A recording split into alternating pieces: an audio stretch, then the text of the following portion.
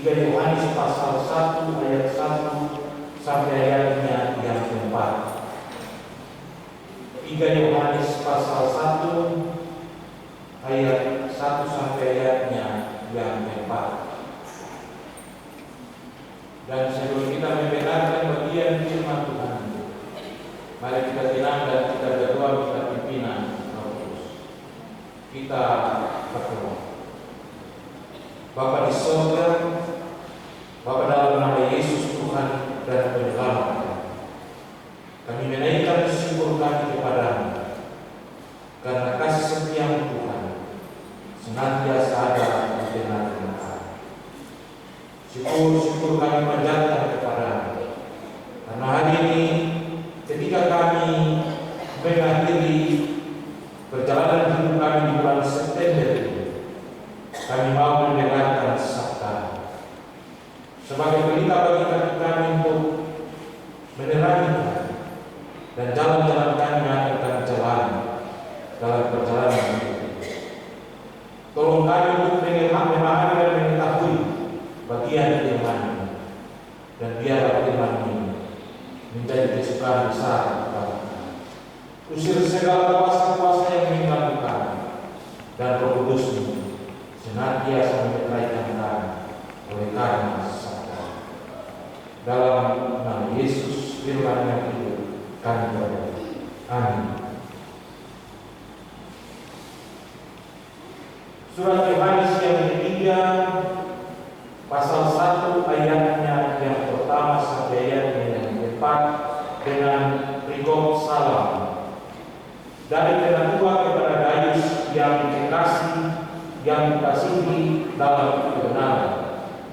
Saudaraku yang dikasihi, aku berdoa semoga engkau baik-baik dan sehat saja dalam segala sesuatu, sama seperti jiwamu baik-baik saja.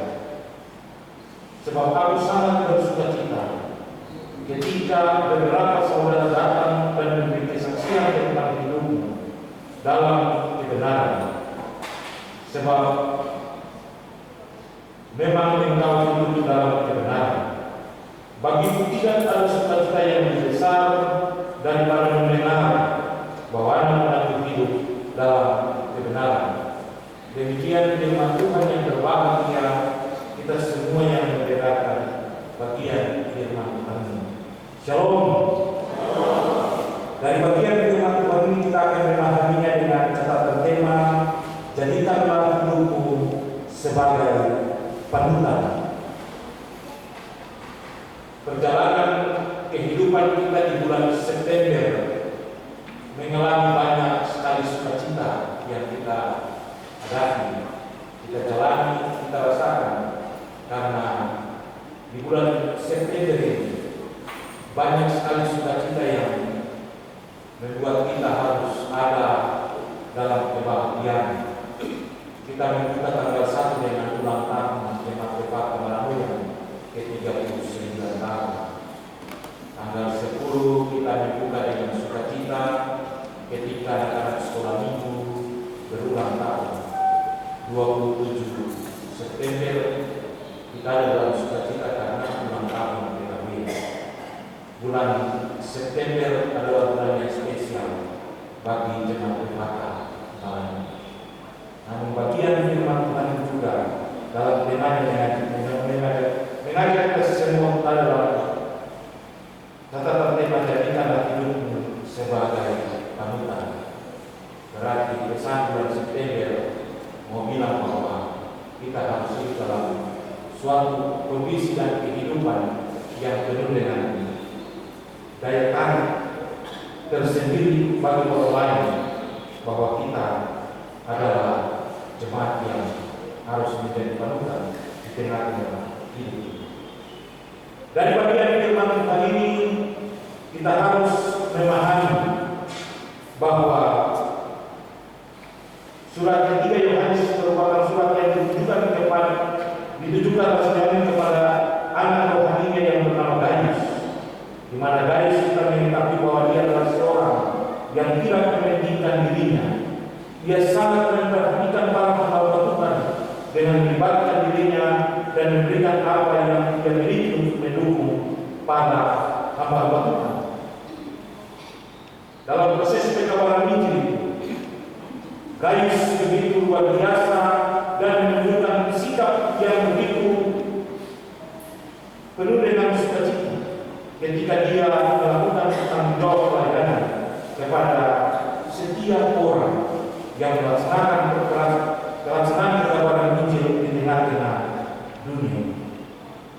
Itulah sebabnya sikap loyalitas daripada Gaius itulah yang membuat Rasul Yohanes sangat mengasihi Gaius sebagai bagian dari sebuah ungkapan syukur atas tindakan-tindakan. Sehingga ketika kita membaca bagian ini ada dua hal yang sangat penting. Ayat 1 dari bacaan ini, kita bisa melihat Rasul Yohanes memposisikan dirinya sebagai seorang penatua dengan sapaan yang begitu membahagiakan hati dari setiap orang yang mendengar ucapannya. Ia menyapa Gaius dengan sahabat dan anak rohani yang dikasihi. Kalau kita baca dalam bagian ini, penggunaan kata kasih yang dikasihi, kasih yang dikasihi, menunjukkan sebuah relasi yang mengandung keistimewaan tersendiri antara Yohanes dan Gaius. Dan ternyata Yohanes memiliki pengalaman yang indah bersama Gaius dalam melaksanakan tanggung jawab pelayanan itu. Itulah sebabnya ia mengasihi Gaius dengan ungkapan kekasih dan yang dikasihi.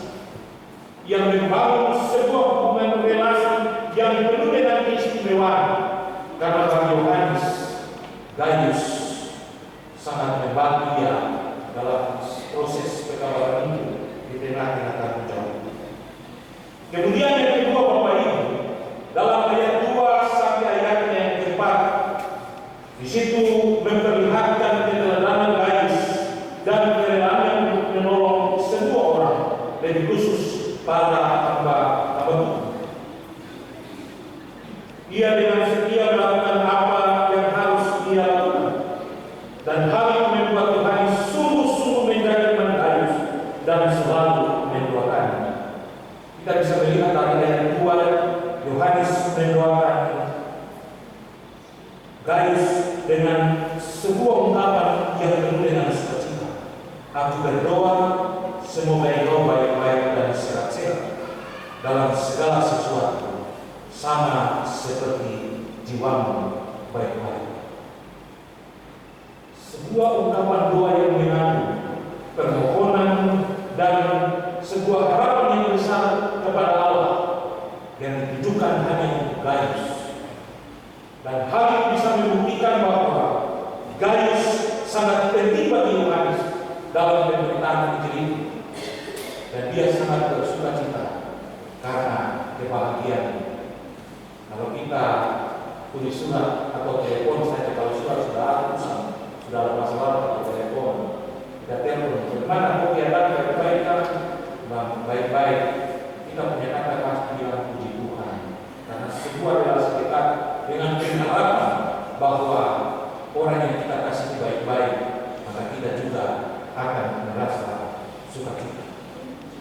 Kemudian Bapak Ibu, selanjutnya Yohanes mengisahkan tentang segala hal yang dia alami, dan dia sangat bersukacita karena Gaius melakukan semuanya dengan kebenaran.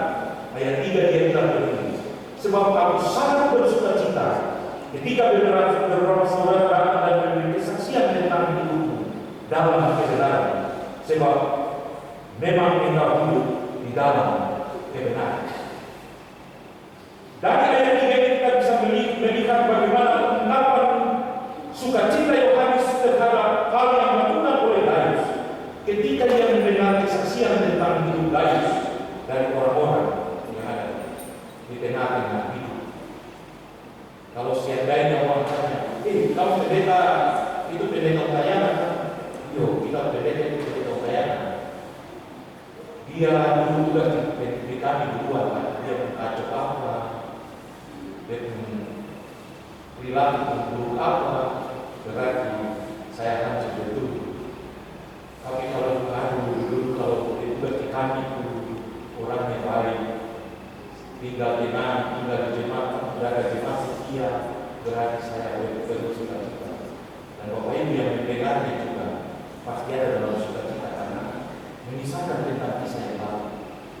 Dan Yohanes sangat bersuka cita ketika dia mendengarkan berita itu bahwa dia ada dalam selalu hidup dan dia mengetahui kesaksian mereka bahwa Gaius hidup dalam kebenaran dan hidup dalam sukacita. Dan hal itulah yang membuat Yohanes sangat bersuka cita. Kemudian dalam ayat yang bagian bagiku tidak ada sukacita yang lebih besar daripada mendengar bahwa anak-anak hidup dalam kebenaran. Dia ungkapkan dan melanjutkan sukacita itu dengan suatu kebahagiaan yang lebih besar dan lebih luas.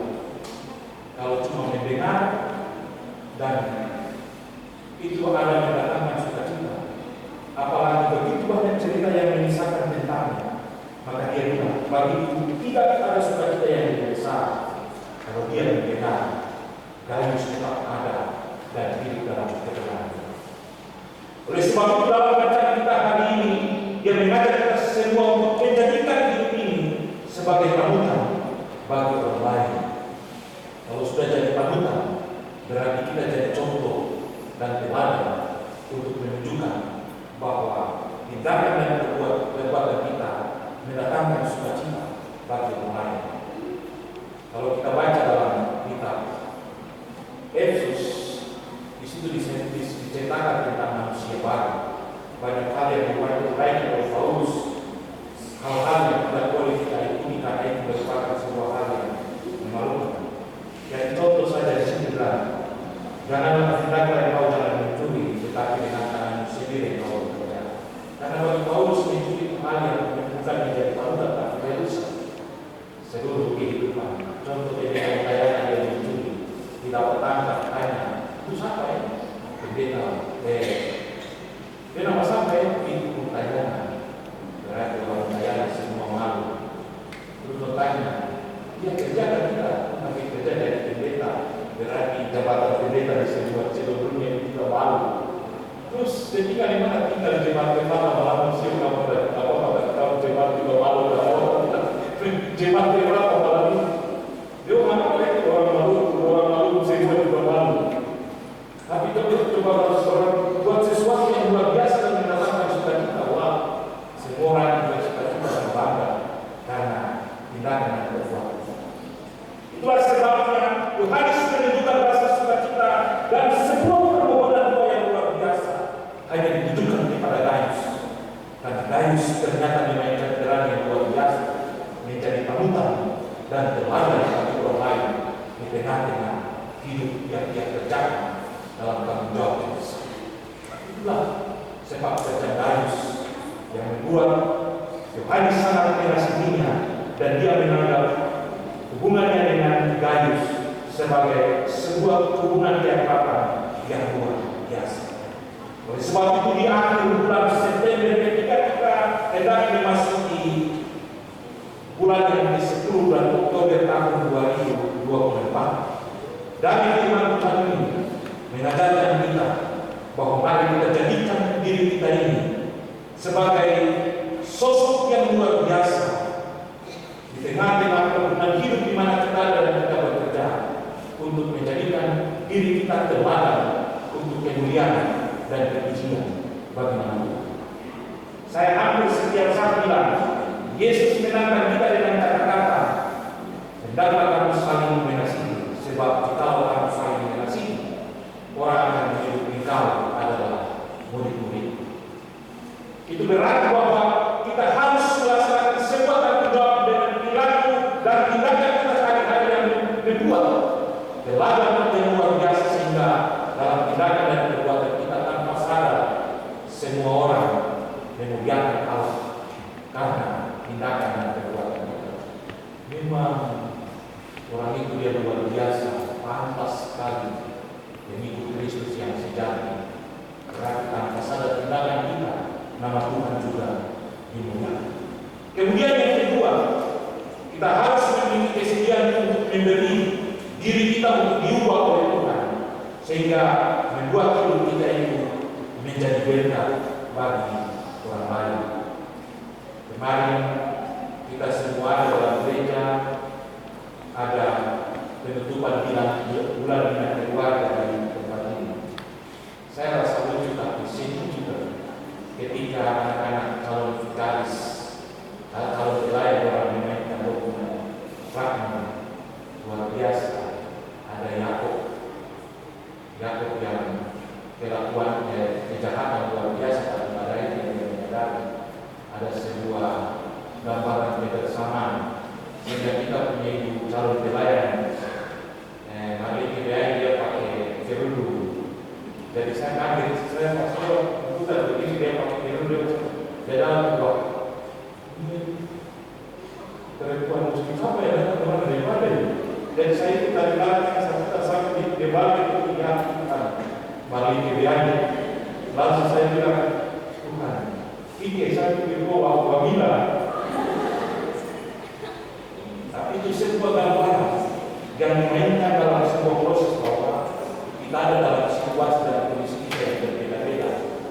Namun Tuhan mempersatukan kita menjadi satu kelompok yang harus kita lakukan untuk menjadi teladan dan berkat bagi orang lain.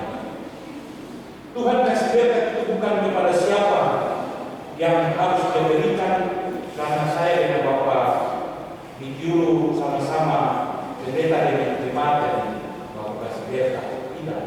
Tuhan bisa memerintahkan siapa saja untuk bisa lakukan. Karena saya punya pengalaman dalam ketaatan dan kesetiaan. Bapak Ibu waktu kita di Maina, ada satu masa itu uang 1.000 juga berada di satu saku. Jadi saya dulu waktu hari ini saya ada uang 1.000 juga.